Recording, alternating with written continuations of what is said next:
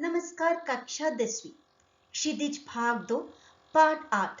आइए देखते हैं कन्यादान कविता की व्याख्या। कवि ऋतुराज। कवि परिचय। वे वंचितों, उपेक्षितों और पीड़ितों के कवि हैं। इन्होंने मुख्य धारा से अलग समाज के हाशिए के लोगों की चिंताओं को अपने लेखन का विषय बनाया है।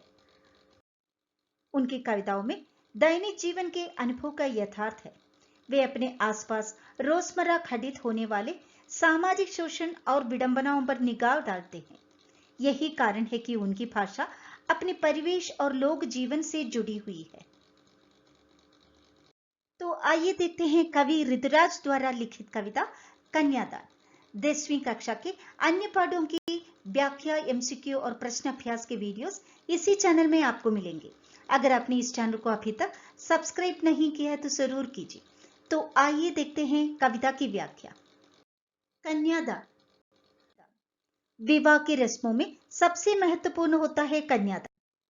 कन्यादान का अर्थ होता है कन्या का दान, अर्थात पिता अपनी पुत्री का हाथ वर के हाथ में सौंपता है। यह एक भाव संस्कार है।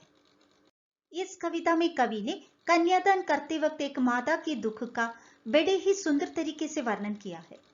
कविता में विवाह के पश्चात बेटी की विदाई के वक्त एक मां अपने जीवन के सभी अच्छे व बुरे अनुभवों को निचोड़कर एक सही व तर्कसंगत सीख देने की कोशिश करती है, ताकि उसकी बेटी ससुराल में सुख व सम्मान पूर्वक जी सके, हिंसा, अत्याचार और शोषण के खिलाफ आवाज उठा सके।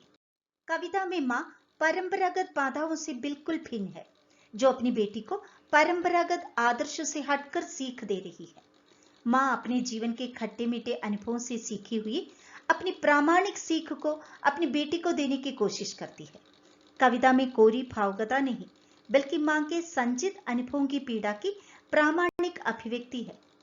कविता कितना प्रामाणिक था उसका दुख, लड़की को दान में देते वक्त, जैसे वही उसकी अंतिम पूंजी हो। शब्दार्थ प्रामाणिक, प्रमाणों से सिद्ध, अंतिम पूंजी संचित है। व्याख्या। कवि कहते हैं कि कन्यादान करते वक्त मां का दुख बड़ा ही स्वाभाविक व प्रामाणिक था। बड़े ही लाड दुलार से उन्होंने अपनी बेटी को पाल पोस कर बड़ा किया था। अपनी बेटी के साथ वे अपने जीवन का सुख दुख बांटती थी। उनका एक दूसरे से एक पल के लिए भी अलग रहना मुश्किल था। बेटी ही मां के सबसे निकट थी। मां बेटी को एक पूंजी की तरह पालती है और संस्कार देती है। मां का लगाव बेटी के साथ बहुत बढ़ जाता है, इसलिए उसे विदा करते समय उसे ऐसा लगता है मानो उसके जीवन की आखिरी जमा पूंजी भी उससे दूर चली जा रही है। कविता आगे देखिए। लड़की अभी सयानी नहीं थी, अभी इतनी भोली सरल थी कि उसे सुख का आभास तो होता था, लेकिन दुख बांझना नहीं आता था। पाटिका थी वो धुंधले प्रकाश की, कुछ तुक्कों और कुछ लयबद्ध पंक्तियों की। शब्दार्थ सयानी माने अनुभवी परिपक्व, आभास अनुभूति ज्ञान, पादिका माने पढ़ने वाली, धुंधले माने अस्पष्ट। व्याख्या। मां अपनी बेटी को सुखी देखना चाहती है। यह मां का कर्तव्य होता है कि ससुराल भेजने से पहले बेटी को अच्छे बुरे के बारे में समझाए और उसे सीख दे। मां अंदर ही अंदर अपनी बेटी के लिए चिंतित थी, क्योंकि वो जानती थी कि उसकी बेटी अभी इतनी सयानी या परिपक्व नहीं हुई है कि वो दुनियादारी की बातों को समझ सके।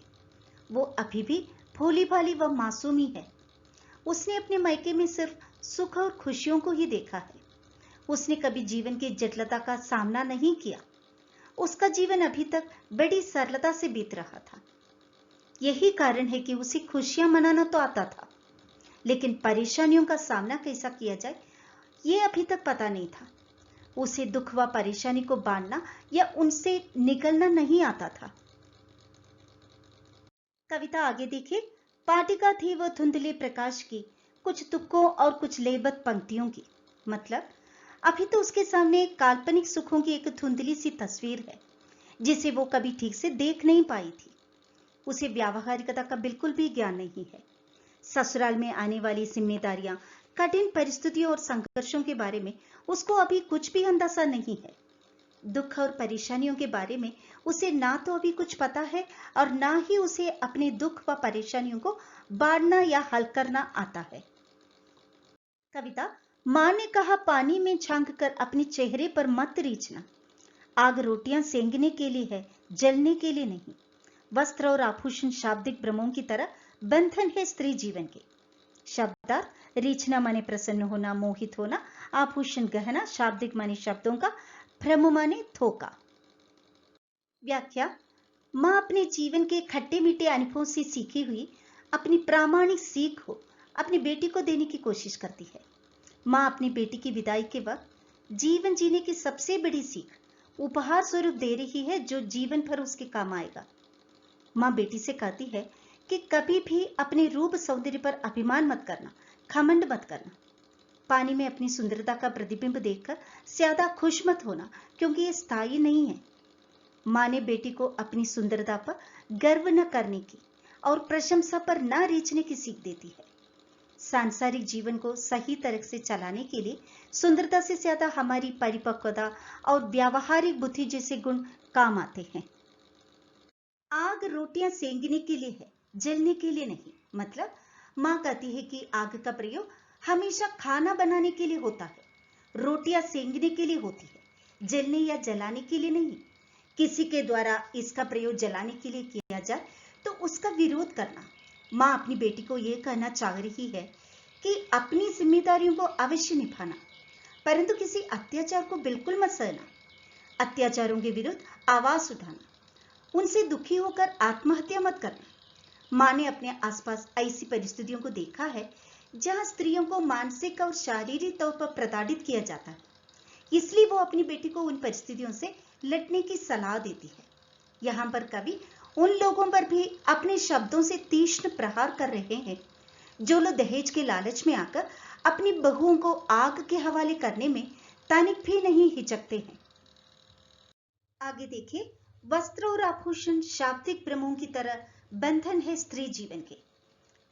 व्याख्या: मां वस्त्र और आभूषणों को सौंदर्य बनाने वाली वस्तु न मानकर इनको महिलाओं के लिए एक बंधन मानती है। इसलिए वो अपनी बेटी से कहती है कि वस्त्र और आभूषणों के लालच में कभी मत पड़ना, क्योंकि ये सब महिलाओं के लिए किसी बंधन से कम नहीं है। ये पैरों की जंजीर बन जाते हैं। इसलिए मां बेटी से कहती है, तुम वस्त्र आभूषण में अपने आप को खो मत देना। तुम अपना व्यक्तित्व निखारना और अपनी एक पहचान बनाना। कविता: मां ने कहा लड़की होना, पर लड़की जैसी दिखाई मत देना। व्याख्या: मां समाज की बुराइयों और अच्छाइयों से वाकिफ थी। वह अपनी बेटी को अबला व कमजोर नारी की जगह एक सशक्त व मजबूत इंसान बनने को कहती है, ताकि वह अपनी सुरक्षा और अधिकारों के प्रति जागरूक रहकर हर विपरीत परिस्थिति का पूरी दृढ़ता के साथ सामना कर सके। मां अपनी बेटी से कहती है कि लड़की होना यानी तुम कोमल, सहनशील और सरल बनना, अपने भीतर नारी के सभी गुण बनाए रखना, लेकिन लड़की जैसी दिखाई मत देना। मतलब दूसरों के सामने खुद को कभी निर्बल, असहाय और दुर्बल कन्या की तरह प्रस्तुत मत करना। स्त्री सुलभ गुणों को कभी अपनी कमजोरी मत बनने देना। तो इस तरह एक माँ अपने जीवन के सभी अच्छे व बुरे अनुभवों को निचोड़कर एक सही व तर्कसंगत सीख देने की कोशिश करती है। तो आशा है कविता आपको समझ में आई होगी। इसी प्रकार के वीडियोस के लिए सब्सक्राइब और लाइक करें। तो फिर मिलेंगे। मैं डॉक्टर सिया बीना। धन्यवाद।